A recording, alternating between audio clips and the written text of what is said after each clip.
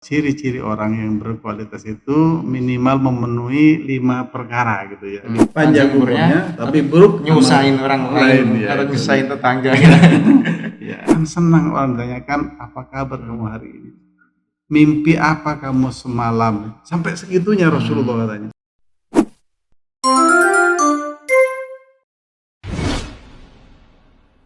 Assalamualaikum warahmatullahi wabarakatuh. Waalaikumsalam warahmatullahi wabarakatuh. Alhamdulillahirrabbilalamin. Wassalatu wassalamu ala rasulillah wa ala alihi wa sahbihi wa man walah, amma ba'du. Sahabat Kawa Umbul Harjo dimanapun berada, pada kesempatan kali ini, pada podcast kali ini kita akan membahas tentang sebuah tema yang cukup menarik. Nanti kita bahas tentang bagaimana kita menjadi manusia atau hamba yang berkualitas dan bagaimana ciri-ciri orang yang berkualitas. Ya, perkenalkan, saya Sugiarto sebagai host dalam podcast kali ini, dan di sini ada narasumber yang insya Allah luar biasa, Pak Yai Syekhona. Assalamualaikum Pak Yai. Waalaikumsalam warahmatullahi wabarakatuh. Beliau adalah Kepala KUA Umbul Harjo dan beliau juga seorang tokoh di sini akan membahas secara detail dan mendalam tentang tema ini. Sebelumnya banyak orang yang menganggap pribadi berkualitas atau ciri-ciri orang berkualitas itu dengan banyaknya harta atau jabatan atau status sosial, atau bahkan di media sosial itu pengikut Instagramnya atau subscribernya yang cukup banyak itu dianggap orang yang paling berkualitas, atau dalam pandangan mungkin mertua dalam mencari menantu, wah yang hartanya yang banyak atau yang bergelimang dengan harta. Apakah pandangan itu benar seperti itu? Apakah kualitas dan ciri-ciri orang berkualitas itu menurut perspektif Islam dan dalam pandangan narasumber ini nih Pak Yai Syekhona, apakah seperti itu? Apakah benar? Maka kita akan membedahnya dengan analisis yang cukup luas dan mendalam insya Allah. Oke. Monggo Pak Yai, mau bertanya izin, bagaimanakah ciri-ciri manusia yang berkualitas dan pribadi yang berkualitas seperti itu ya? Oke, halo pemirsa Suara UHA yang berbahagia dimanapun saja berada. Alhamdulillah pada kesempatan saat ini pada Ramadan ya, kita bisa bertemu dan kemudian bicara tentang orang-orang yang berkualitas, ciri-ciri orang yang berkualitas. Tentu dalam hadis juga banyak disebutkan, dalam Al-Quran juga banyak disebutkan gitu ya. Dalam kesempatan ini saya akan bicara tentang ciri-ciri orang yang berkualitas dalam perspektif Syekh Abdul Lais As-Samarqandi. Ya, dalam sebuah bukunya yang berjudul Tanbihul Ghafilin, gitu ya.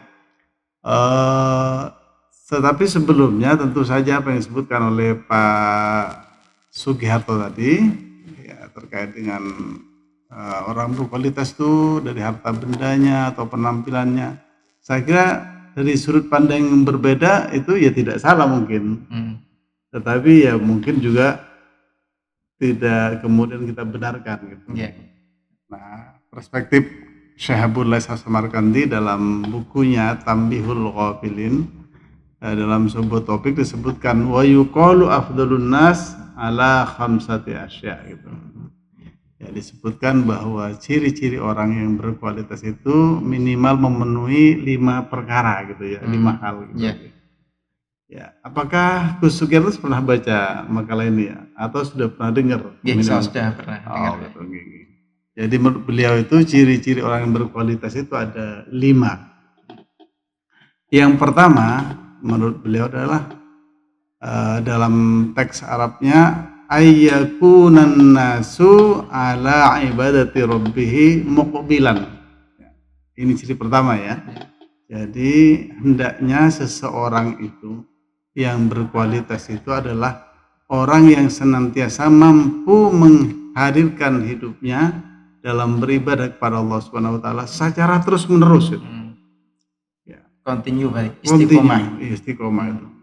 Ya, apakah terus-menerus kemudian diartikan harus di masjid terus, sujud, kemudian ruku, sholat, baca Quran, kemudian juga mungkin bertasbih, apakah seperti itu? Saya kira itu juga tidak salah, tapi sebenarnya terus-menerus itu berarti apa yang kita lakukan dalam keseharian itu, meskipun tak berbentuk sholat gitu, sebenarnya bisa bermakna ibadah. Oke. Jadi ada ibadah mahdhah, ada ibadah ghairu Ghairul mahdhah. Ya, ibadah mahdhah adalah ibadah pokok seperti Ramadan kali ini, kemudian juga puasa sholat, haji, zakat itu adalah ibadah mahdhah. Tapi di luar itu ada ibadah-ibadah yang sebenarnya tidak pokok, tapi itu juga bermakna ibadah.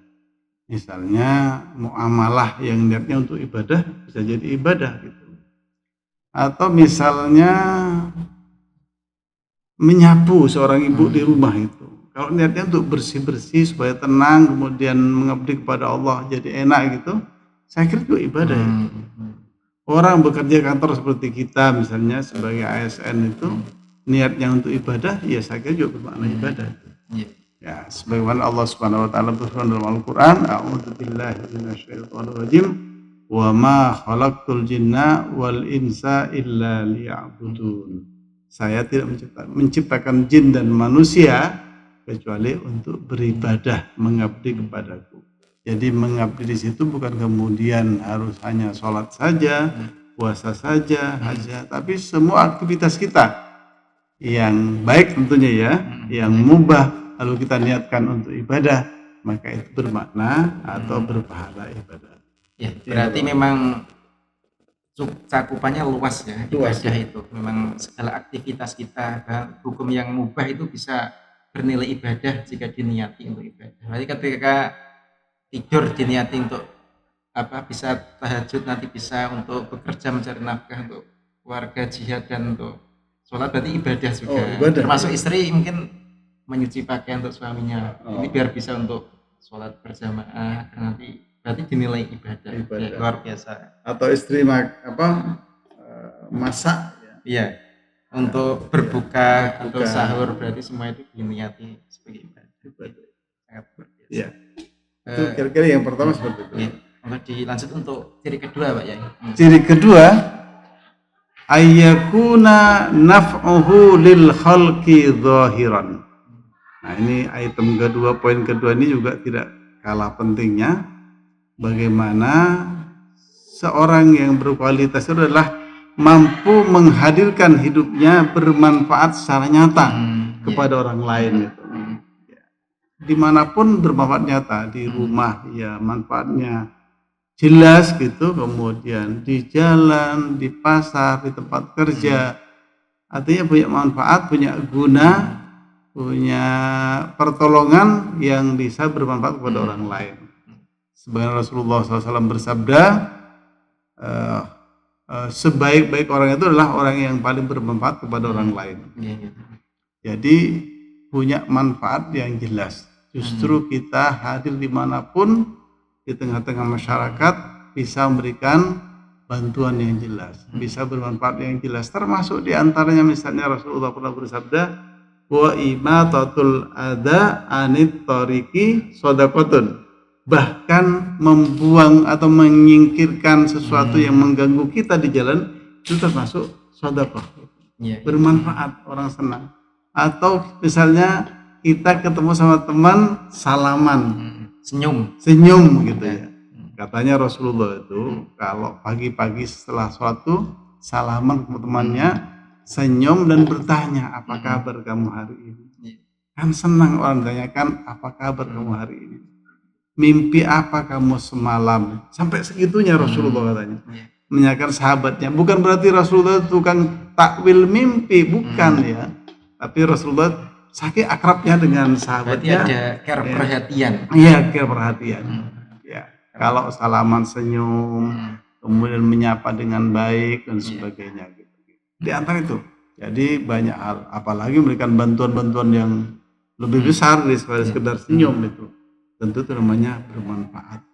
Ada di masjid misalnya, kemudian ada keran yang kemudian bocor, ya kita perbaiki.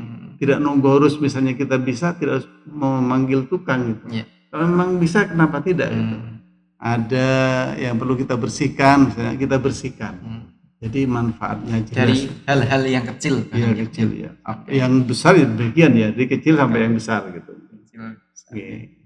Jadi dimulai lingkungan keluarga, masyarakat, di tempat kerja semuanya. Iya, di tengah keluarga ya kita bisa, karena seorang ayah tidak harus tidak boleh nyuci piring. Oh bukan gitu ya, tetap kemudian ya nyapu juga buat seorang ibu pembantu kita pun bisa seperti itu gitu. Jadi ayyakuna naf'uhu lil khalqi dhahiran, punya manfaat yang nyata kepada orang lain, kepada makhluk yang lain, ya bisa manusia, bisa hewan, atau bisa yang lain-lain. Saya pernah baca juga Pak ya ini hadisnya yang khairun nas anfa'uhum linnas. Baik manusia adalah yang paling banyak manfaatnya untuk orang lain. Itu hadis riwayat yang Tabrani, Ahmad dan Daruqutni.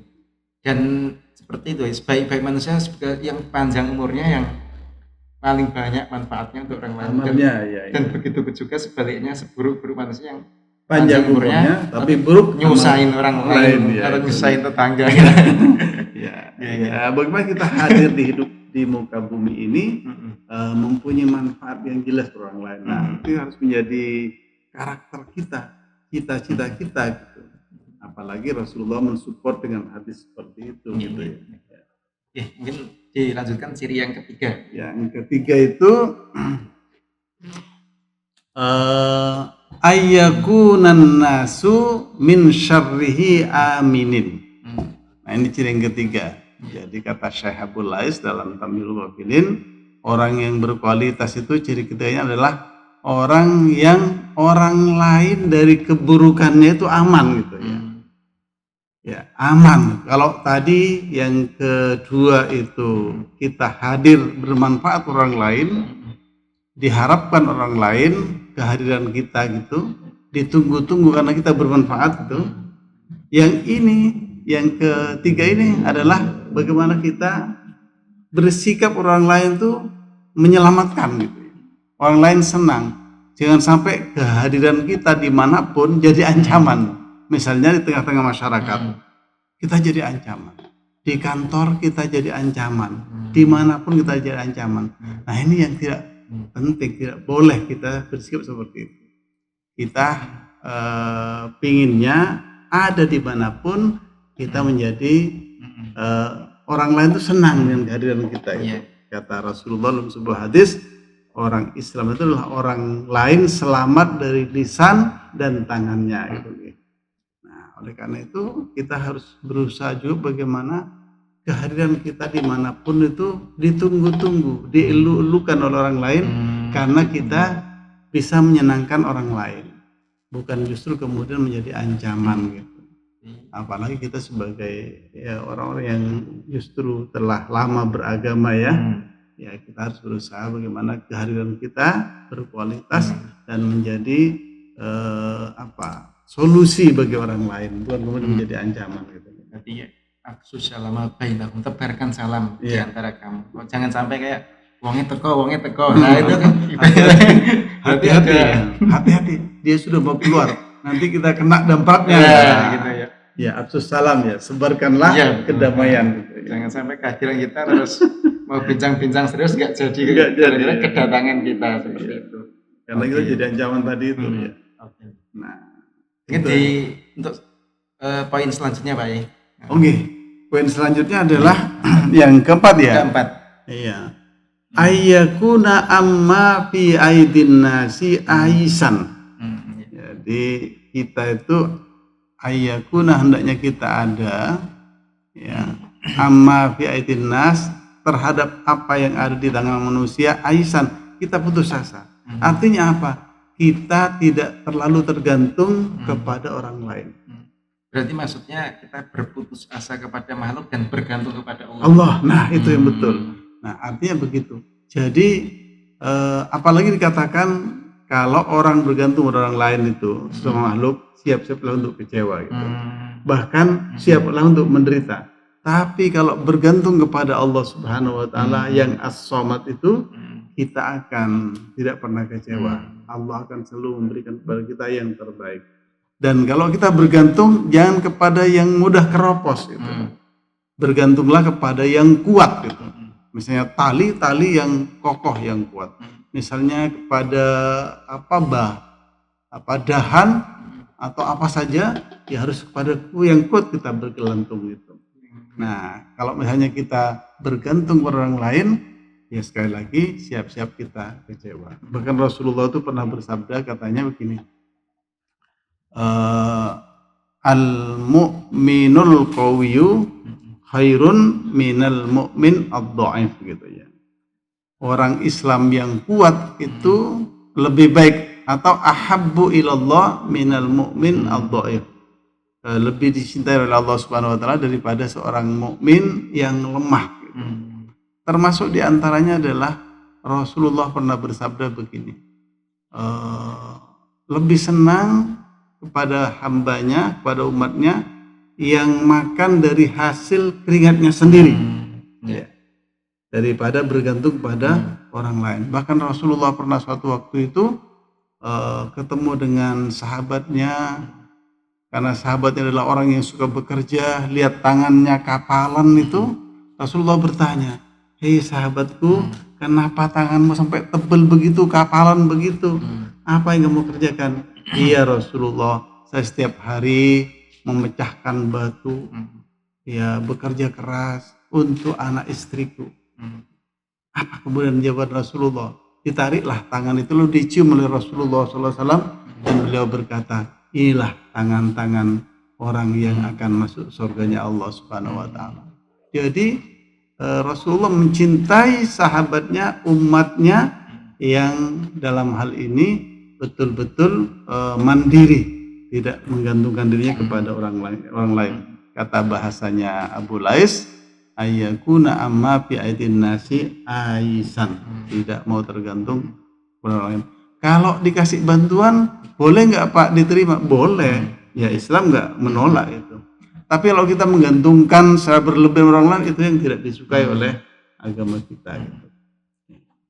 Berarti secara tidak langsung itu Muslim itu diwajib untuk berdikari, independen dan kuat, unggul gitu. Iya betul ya. Kalau individu unggul maka keluarga kuat unggul, sebagaimana anfusakum wa ahlikum nara, masyarakat bangsa pun bisa kuat ya. Berarti dimulai tidak binafsik ya. Diri sendiri. Iya, dimulai pribadi-pribadi. Kalau pribadi kita kuat, masing-masing di tingkat keluarga kuat, maka nanti tingkat RT juga akan kuat, karena kuat semuanya.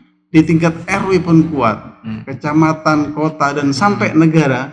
Kalau semuanya kuat, maka insya Allah negara kita akan kuat itu. Karena tidak bergantung kepada orang lain. Jadi baldatun thayyibatun warabbun iya tercapai ya. Ya, jadi 4 ya. Jadi 4. Yang terakhir ya, ayyakuna lil mauti musta'iddan. Kata Syabul Lais, ciri terakhir orang yang berkualitas adalah selalu siap kepada kematian. Artinya nggak ada orang yang tidak akan mati, pasti mati gitu. Pasti mati. Tidak ada orang yang akan abadi di muka bumi ini, pasti mati.